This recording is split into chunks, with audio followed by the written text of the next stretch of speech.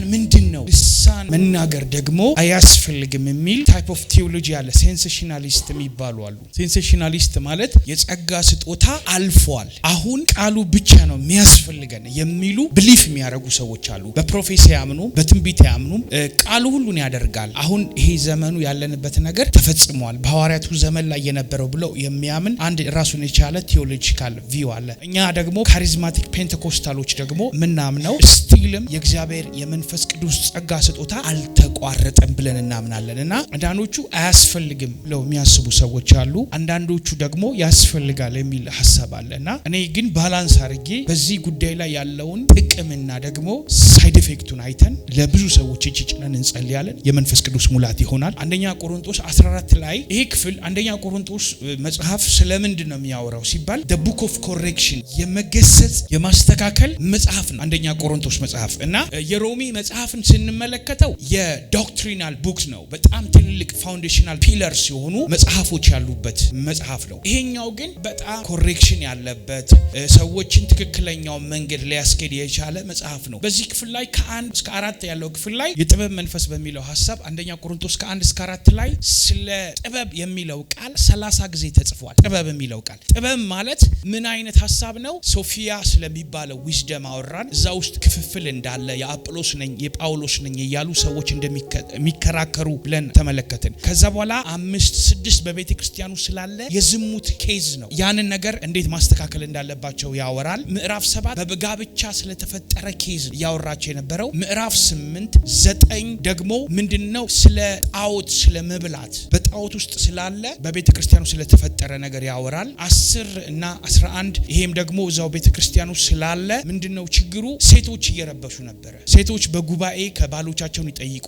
ዝም ይበሉ የሚል ስለሚል አንዳንድ ፌሚኒስት ቴዎሎጂያኖች እንደውም ይሄን ክፍል አንስተው ጳውሎስ ሴት አይወድም ይላሉ። ይሄን ክፍል ያነሱትና ጸጥ ይበሉ አያውሩ ምናምን እዛ ውስጥ ቤተ ክርስቲያኑ ስለተፈጠረው ችግር ነው። ከዛ ግን የምንማርበት ነገር አለ። 12 13 14 ይሄ ክፍል ስለ ጸጋ ስጦታ የተነገረ ነው። በቤተ ክርስቲያኑ ውስጥ ጸጋ ስጦታውን አቢዩዝ ስላደረጉ ሰዎች ያንን እንዴት ማስተካከል ስላላባቸው ነው። 15 ሙታን ትንሣኤ የለም የሚል ትምህርት ነው። ያንን ነገር ለማስተካከል የተጻፈ መልእክት ነው። 16 የሰላምታ ደብዳቤ ነው። 14 ላይ ግን ይሄን ክፍል እንድንመለከት በቤተ ክርስቲያኑ ሰዎቹ በልሳን ሁሉም እየተናገሩ በጠበጡ።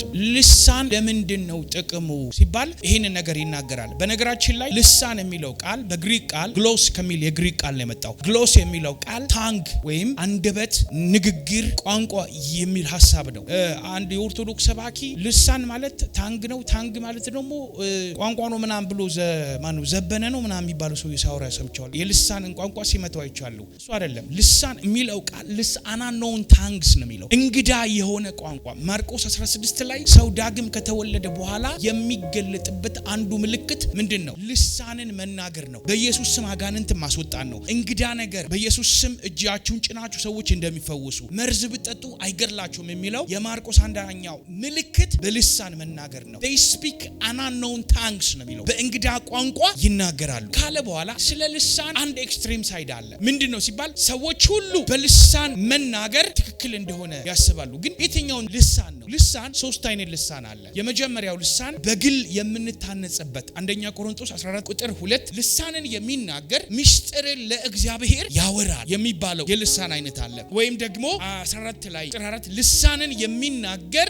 ራሱን ያንጻል he edify himself የሚባለው አለ። ሁላችንም የሚኖረን እግዚአብሔር በልጅነት የምናገኘው ነው። ሁለተኛው ደግሞ በጸጋ ስጦታ ያለ አለ። በጉባኤ ነው የሚናገረው። ይሄ በጉባኤ ነው የሚናገረው። ይሄ በጉባኤ የሚናገረው ነገር ምንድነው ሲባል diverse kinds of tongue ይባላል። ልዩ ልዩ ልሳኖች ነው። ይሄ ልሳን ምን አይነት ልሳን ነው ሲባል መተርጎም የሚችል በጉባኤ መካከል ፕሮፌቲክ ሚኒንግ አለው። ልሳን ማለት መተርጎም ከቻለ ትንቢት ነው። ትንቢት ምንድነው ሲባል ማህበረሰብን ያንጻል። ማነጽ ማለት ደግሞ አንዳችን ለአንዳችን እንድንተናነጽ የተሰጠን መጽሐፍ ቅዱሳዊ ቃል ነውና ሰው በልሳን የሚናገሩ ሰዎች አሉ በጉባኤ ላይ። ከዛ በኋላ እንዲተረጎም ይደረጋል። ይደረጋል። ያ ጉባኤውን እንዲያንጽ ነው። ይሄ ነገር ዳይቨርስ ካይንድስ ኦፍ ታንግ ነው፣ ጊፍት ነው። ለምሳሌ ይሄ ብዙዎች የላቸው። ይሄን ክፍል አንዳንድ ቅዱሳን ያነቡትና ለአንዳንዶች በልሳን መናገር፣ በአንዳንዶች ልሳን መተርጎም የሚለውን ኮንቴክስት ያወጡና ይሄ ነገር ለኔ አልተሰጠኝም ይላሉ። ኖ ይሄ ክፍል የሚለው አንደኛ ቆሮንቶስ 12 ላይ ስለ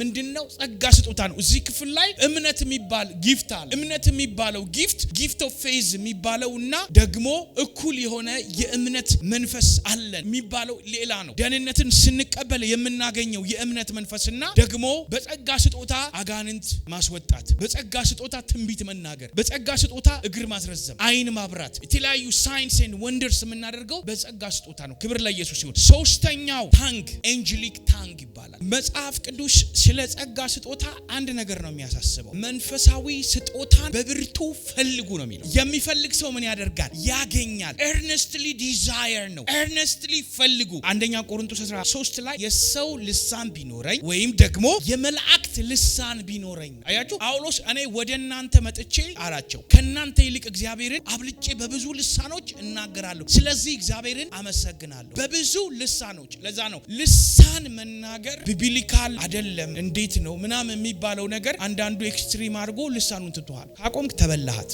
እንዴት አይነት ብሌሲንግ እንደሆነ ዛሬ እንነጋገራለን። ክብር ለኢየሱስ ይሁን። ይሄ የሚናገረው ጉባኤ ውስጥ ግን መነገር የለበትም ሳይሆን በጉባኤ ውስጥ ዳይቨርስ ካይንድስ ኦፍ ታንግ የሚባለው አለ። ለጉባኤው የሚመጣ መልእክት አለ። ክብር ለኢየሱስ ይሁን። አንዳንድ ሰዎች ሲናገሩ በጉባኤው ላይ ፓወርፉል የሆነ ስትሮንግ የሆነ ዲሊቨራንስ የሚያመጣ ደግሞ ሊተረጎም እንደሚችል ያንን መልእክት አለ። ይሄንን ነገር ልናቆም አንችልም። ግን ፕሮግራም ልንመራ ወተን ሁሉንም በልሳን አድርገነው ከወረድን ምን አይደርግም። ጳውሎስ የሚልበት ዋናው ሐሳብ ማነጽ በሉ እስቲ። ማነጽ ማለት ኤዲፊኬሽን የሚለው ቃል መጀመሪያ ኢንስፓየር የሚያደርገን ከፍቅር ነው። ፍቅር ምን በሉ?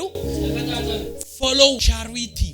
መከታተል ማለት ማደን ነው። ኮንሰንትሬት ሆነን በትክክለኛው ሁኔታ ኬር አድርገን መጠበቅ ማለት ነው። ፍቅርን ተከታተሉ። ፍቅር ምን በሉ? ተከታተሉ። መንፈሳዊ ስጦታን ይልቁንም ትንቢትን መናገር በብርቱ ፈልጉ። መንፈሳዊ ስጦታን በብርቱ ምን በሉ? ፈልጉ።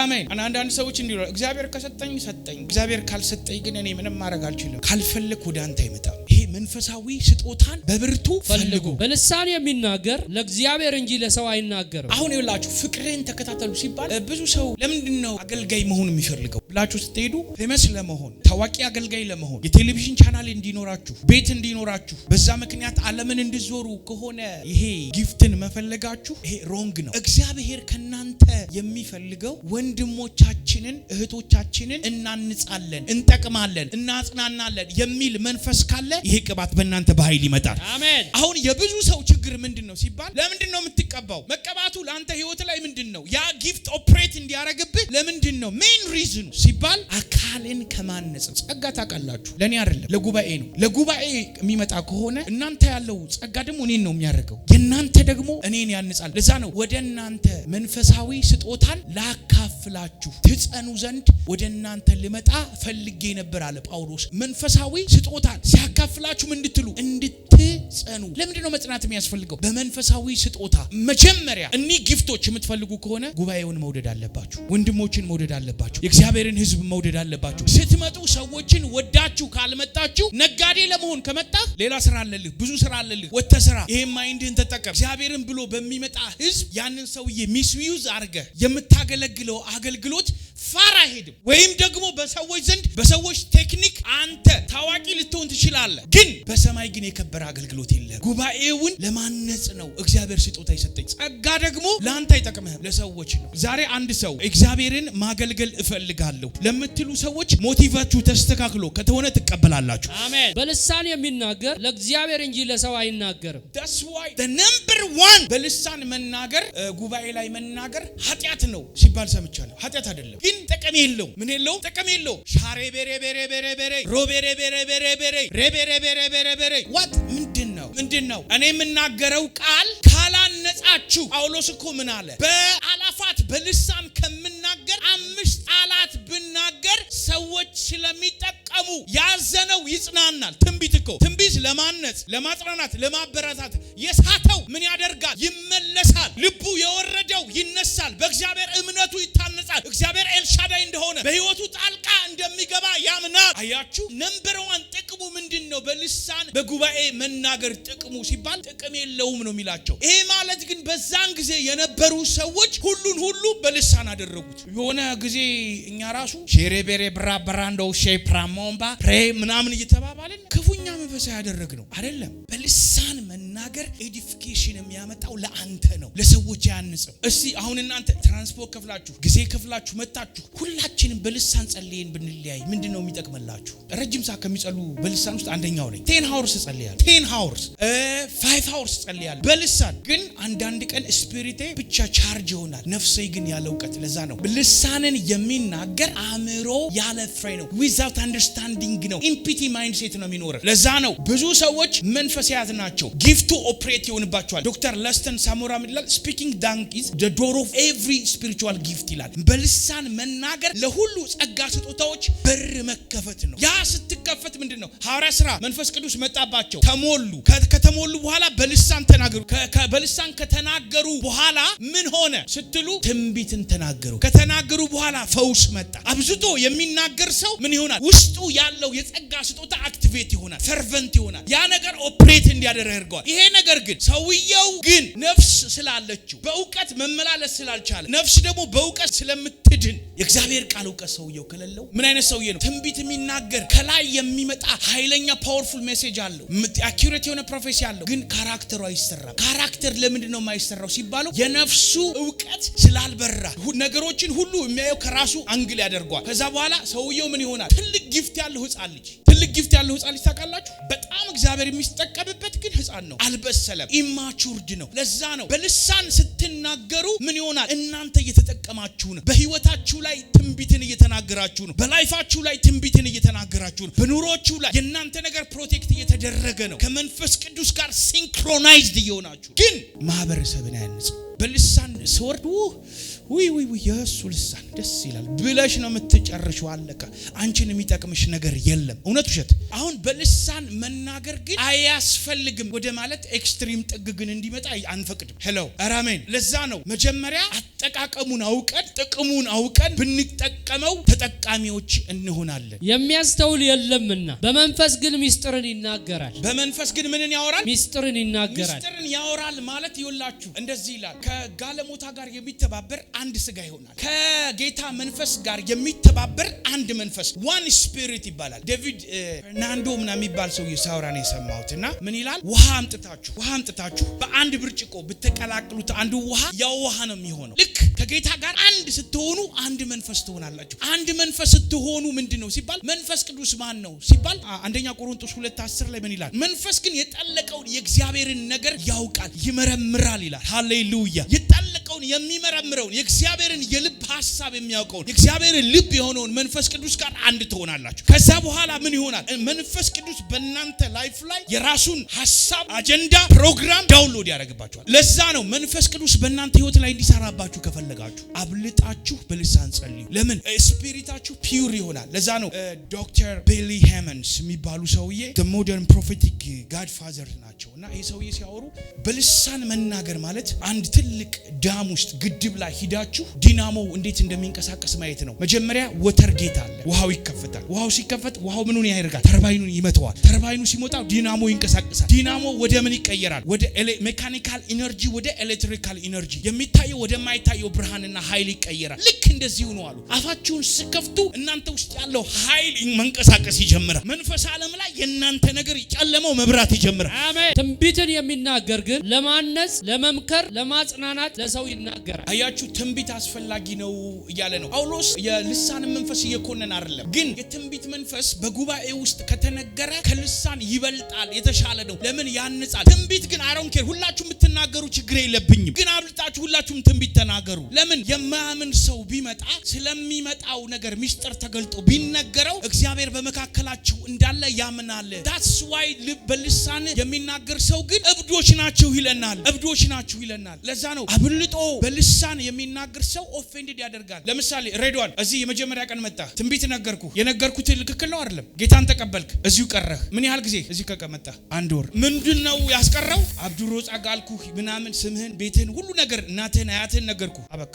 ሼሬቤሬ ብለው ምን ጥቅም አለው? አብዷል ወይ ነቅለዋል ወይ ነው የሚሉ። ለዛ ነው በልሳን ላይቭ ላይ ስገቡ በልሳን እየጸለያችሁ አትልቀቁ፣ ሰዎችን የሚያንጽ ስላልሆነ። ይሄ ማለት ግን ልሳን መናገር ሲን አይደለም። ጳውሎስ እያወራበት ያለው ኮንቴክስት ሰዎችን ከማነጽ አንጻር ነው። አዋሳው ሰውዬ፣ ትልቁ ሰውዬ ፓስተር ጌቱ ናቸው። እሳቸው ሲያወሩ የሰማሁት ነገር አለ ስለ ልሳን። አንድ ከስዊድን የመጣ ሚሽነሪ ሰውዬ ወንዶ ገነት አካባቢ ሄደን አለ፣ ገጠር ቤት ሄደን እያደርን፣ ሰውየው ገበሬ ነው አሉ። ሌሊት ተነስቶ በመንፈስ ሆኖ ይጸልያል አለ። ይጸልይ ያለ የሚናገረው ጸሎት ስዊድንኛ ነው አለ። ሸካዶ ብርኒቭራ አኖሺ ፕረኒጋኖቭራ እያለ ሲናገር ያ ሰውዬ መንፈስ ቅዱስ ለ10 ዓመት ሳምቲንግ እዚህ ቤተክርስቲያን ከዚህ በኋላ መሆን አለብህ፣ እዚህ መሆን አለብህ፣ እኔ ካንተ ጋር ሆናለሁ ብሎ ያ ምንም የማያውቅ ሰውዬ በሚናገረው ልሳን የሰውየው ላይፍ ምን አደረገ? ምን አለ? ተቀየረ። እግዚአብሔርን አመነ። አያችሁ?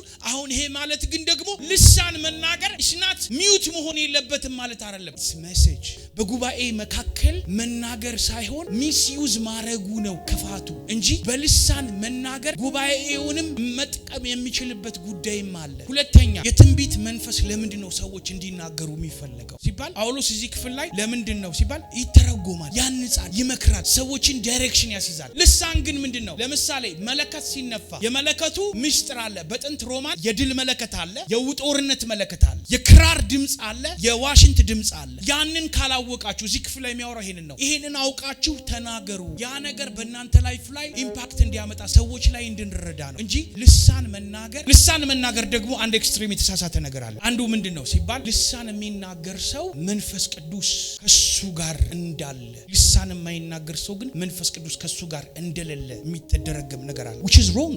ልሳን መናገር ማለት the sign of በመንፈስ ቅዱስ የመሞላት አንዱ ምልክት ነው። ሐዋርያቶቹ ምን አደረገባቸው?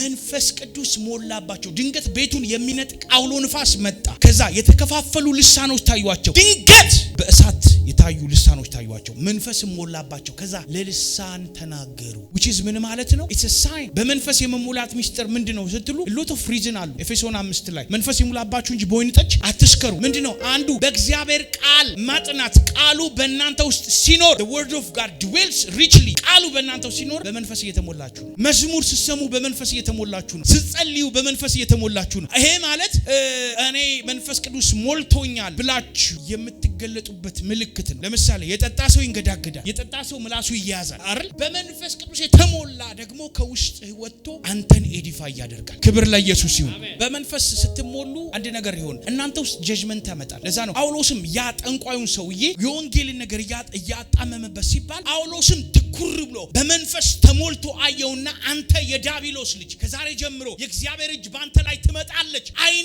አሁን ምን ይሆናል? እውር ይሆናል አለው። ጨለማም ጭጋግም ሸፈነበት። የሚመራው ሰው መፈለግ ጀመረ። This is the sign of be filled the Holy Spirit። ኤፌሶን 5 ላይ be continuous filled the Holy Spirit ነው የሚለው አምፕሊፋይ ትርጉም። be continuous ዴይሊም ነው የምትሞላው። ይሄ ማለት ልሳን የለህም ማለት ግን አንተ ጋር መንፈስ ቅዱስ የለም ማለት አይደለም። ልሳን የለህም ማለት ግን እግዚአብሔር መንፈስ ቅዱስ ባንተ አልተሞላህም ማለት አይደለም። አንዱ ነው ልሳን የመንፈስ ማነጫ አንዱ ነው እንጂ በልሳን የሚናገሩ ሰዎች መንፈስ ቅዱስ ሙላት ያለባቸው ሰዎች ሲመጣ በአንተ ላይፍ ላይ ህይወት ላይ ፍሬ አማ ካላደረገ ስቲል የሆነ ሙላት ያስፈልጋል። አሜን። በመንፈስ ቅዱስ ሙላት የመጸለይ ጥቅም ምንድነው? ኦራል ሮበርት ዩኒቨርሲቲ የተሰራ ጥናት ተደረገ። በሳይንቲፊክ በሆነ በልሳን አብልጠው የሚናገሩ ሰዎች ከ30 እስከ 40% ትክክለኛ ጥናት ኢሚዩኒቲያቸው ስትሮንግ ይሆናል። የበሽታ የመከላከል አቅማቸው ስትሮንግ ይሆናል። አሜን በሉ። አሜን። ሁለተኛ በልሳን የሚናገሩ ሰዎች ምን አይነት ነገር አላቸው ስንል ሳይኮሎጂካል ቤኔፊት አላቸው። አብልጣችሁ የምትናገሩ በልሳን የምትናገሩ ከሆነ መንፈስ የጠለቀውን ነገር ስለሚመረምር ሰብኮንሺየስ ማይንድ ውስጥ ያለ አንገር፣ ቢተርነስ፣ አንፎርጊቭነስ፣ እልህኝነት፣ የበታችነት፣ ትራውማ በልጅነታችሁ የደረሰባችሁ ነገር አለ። አሁን ፖስት ትራውማቲክ ሳይኮ ዲስኦርደር አለ። ከወታደር ቤት ሰው ሲመጣ ያብዳል። ለምንድን ነው ሲባል ስናይፐር የሚል ፊልም ካያችሁ ለምንድን ነው ሲባል አብዛኞቹ ዲፕረስድ የሚሆኑት ቦምብ ሲፈነዳ አእምሯቸው ላይ እየመጣ ይታያቸዋል። በህልማቸው ይረብሻሉ። ያ ፖስት ትራውማቲክ ሳይኮ ትራውማ ወይም ቅዠቱ እናንተ ላይ እነሱ ላይ ስለሚቀመጥ በልሳን የሚጸልዩ ጊዜ ምን ይሆናል? ልባቸው ላይ ያለውን ነገር እየቆፈሩ ያወጡታል። አንድ ጊዜ የኬኔታ ገን መጽሐፍ ሳነብ ልጅቷ ትዳር ፈታች። ምንድነው ሰብሎ ሲታሰብ ጌታ እየጸለዩ ራእይ ሰጣቸው። በ5 ዓመቷ ከትምህርት ቤት ስትመለስ አንድ ሰውዬ ጋር እናትየዋ ራቁቷን ሴክስ እያደረገች አገኝታታለች። ህፃናት ሪስፖንድ ማድረግ አትችልም። አእምሯ ውስጥ ግን ምን አለ? ጉዳት ፈጠረባት። ያ ጉዳት ፊክሴሽን ሆኖ ትልቅ ስትሆን ምን ሆነ? ያ ሪስፖንድ አደረገ። ከዛ በትዳር እየኖረች ይሄን ትዳር አልፈልግም አለች። ምንድነው? ሰውየው ጥሩ ነው፣ በአድ በቃ ጠላሁት። አሁን አንዳንድ ፕሮብሌሞቻችን ቻይልድሁድ ላይ የተፈጠሩ በልጅነታችን ላይ የተፈጠረብን ነገር አለ። አንዳንዱ ሰው በቅርብ ዘመዱ ተደፍሯል። በልጅነቱ አጎት ጋር ተኛ ተብሎ ያ ነገር እሱ ውስጥ ተቀምጧል። ያንን ነገር በልሳን ስትጸልዩ እናንተ ውስጥ የተደበቀውን ሲክሬት ኢሞሽን፣ ለዛ ነው የእግዚአብሔር ቃል ሕያውና የሚሰራ ነው፣ በሁለት በኩል እንደተሳለ ሰይፍ ነው፣ መንፈስና ነፍስን የተሰወረን የልብ ሐሳብ። አንዳንድ እንግሊዘኛ ትርጉም የተሰወረን የልብ ሐሳብ የሚለው ሲክሬት ኢሞሽን። ሲክሬት ኢሞሽን ማለት ሂድን የሆነ የተደበቀውን ነገር መንፈስ ቅዱስ ያውቀዋል። አሜን በሉስ። ያንን አውጥቶ ምን ያደርጋል? ያወጣልሃል፣ ትፈወሳለህ። በልሳን የሚጸልይ ራሱን ያንጻል ማለት አንተ ሳይኮሎጂካል ሪሊፍ ውስጥ ያገኛል። በመቶ ሰዎች ላይ 18 ሳይኪያትሪስቶች የሰሩበት ሪሰርች አይቻለሁ። ያ ሪሰርች በቀን 30 ደቂቃ የሆኑ የአእምሮ ህሙማኖች በልሳን እንዲናገሩ ተደረገ። ከ2 ወር በኋላ ግን እነዛ ሰዎች ሳይኪያትሪካል ሐኪሙና መድኃኒቱን ተው። ለምን? ልሳን የተሰወረን ነገር ይመረምራል። አዎ ይሄንን ብላ አቁምልኝ ማለት አይደለም። ለዛ ነው ባላንስ መደረግ አለበት። ክብር ለኢየሱስ ይሁን። ለዛ ነው ጳውሎስ ከናንተ አብልጬ በተለያዩ ልሳኖች በልሳን የሚጸልይ ምንድነው ሲባል ለዛ ነው ኢሳይያስ 29 ቁጥር 11 በእንግዳ ቋንቋ እናገራለሁ ይላል። ጳውሎስ ይሄን እዚህ ክፍል ላይ ሜንሽን አድርጎታል። በእንግዳ ቋንቋ እናገራለሁ፣ በዛ ግን እፎይታና እረፍት አለው። ሬስት ኤንድ ሪፍሬሽመንት አለ። አሁን ዲፕረስድ ስትሆኑ ሴቶች ምን አይነት ሳይኮሎጂ አለ? ማውራት ይፈልጋሉ። ሲጨንቃት ባሏ ጋር ስትጠላ ትጠራታለች ጓደኛዋ። እንዲያርጉ ብላ ነው የምትሄደው። እሷ የምታገኘው ሪሊፏን። በኋላ ላይ ግን ጓደኛዋ፣ እህቷን፣ ዘመዷን ባሏን አሳልፋ እየሰጣቸው እሷ አብረው ይታረቃሉ። ከዛ በኋላ እሷ ታርቃ በሰላም እየኖረች ነው። ሴትየዋ ግን የባሏን ኢሜጅ አበላሸች። ወንድ ልጅ ደግሞ ምን ይፈልጋል? ክብሩን ካሳጣችው ይጠላታል። አሁን ይሄ ሶሉሽን ምንድነው ሲባል ሴት ልጅ ስትጨነቅ ሪሊፍ፣ ሳይኮሎጂካሊ ሪሊፍ ትፈልጋለች። እውነት ውሸት? ሴቶች አሁን ያንን ነገር ምን ማድረግ አለባት? ቤትሽን ዝጊና ግቢና ሻካዶብራ ሲበረኖስ ራኪበ ሺፓአሎማ አላህዲያ ስትሉ ውስጣችሁ ላይ ያለው አንገር መውጣት ይጀምራል። እፎይታና እረፍት አለው። አሜን። ሳድነስ ውስጥ ስንገባ ኢሞሽናሊ ዳውን እንሆናለን። በቃ ባይፖላር አለ። ለምሳሌ ብዙ ሰው፣ አብዛኛው ሰው ባይፖላር ተጠቂ ነው። ባይፖላር ማለት ሰዎች ኢሞሽናል ተስተኛ ሆነው ጧት እናገኛቸዋለን፣ ስንመለስ ደግሞ ሁሉ ይጨላለምባቸዋል። ያንን ስሜት መንፈስ ቅዱስ ከኛ ላይ ያወጣዋል። በልሳን ስንጸልይ የኛ ነገር ይቀየራል። ካለንበት ኢሞሽናል ስትረስ ያወጣናል። ሊፍት አፕ እንሆናለን። ለዛ ነው በልሳን የሚናገር ሰው ምን ያደርጋል? ሂሊንግ ያልፍበታል። እኔ አንድ ወቅት መቀሌ እየተማረን እያለ ጓደኛዬ አበደ። ከዛ አንድ ቀን እጄን ጭኜ በልሳን ስጸልይ አንድ ባህር ዛፍ ከስሩ በእሳት ሲቃጠል ከዛን ጊዜ በኋላ እሱ ላይ ያለ የአእምሮ ችግር የሱ እንዲሁም ጄኔቲካል ነው፣ ስኪዞፍሬኒክ ነው። ያንን መንፈስ ቅዱስ ነቀለለት። በልሳን የሚናገር ሌላው ምንድነው ሲባል ስፒሪቹዋል ወርሺፕ ያደርጋል፣ እግዚአብሔርን ያመሰግናል። አንተማ በመንፈስ እግዚአብሔርን ታመሰግናለህ፣ በመንፈስ ትዘምራለህ፣ በአእምሮ ደግሞ ትዘምራለህ። ሼኬሌ ሜሌ ምናምን እያልክ መዘምረው መዝሙር በመንፈስ ነው። መንፈስ ዓለም ላይ መንፈስ ቅዱስ ነው ያንን ቋንቋ የሚሰጥህ። the greatest word እግዚአብሔር በህዝቡ ምስጋና ውስጥ ነው የሚያርፈው። ሰማይ ኪሩቤሎቹ በማያውቁት ቋንቋ ያንተ አምልኮ በልሳንህ እግዚአብሔር ሆይ አመሰግናለሁ ስትል ኧረ አሜን በሉስ። ልሳንህ ሰማይ ይገባል። ያኔ እግዚአብሔር ከናንተ ጋር ይወርዳል። በልሳን የሚናገር ሰው ምንድነው ሲባል ስፒሪቹዋል ኢንሳይት ይከፈታል፣ መንፈሳዊ አይኖች ይከፈታል። ብዙ ሰው how do I መንፈሳዊ አይኖቹ እንዴት ይከፈታሉ? ነምበር 1 ሲክሬት ልንገር፣ አብልጠህ በልሳን ጸልይ። በልሳን ስትጸልይ እንደ እግዚአብሔር እግዚአብሔር ፍቃድ ትማልዳለህ።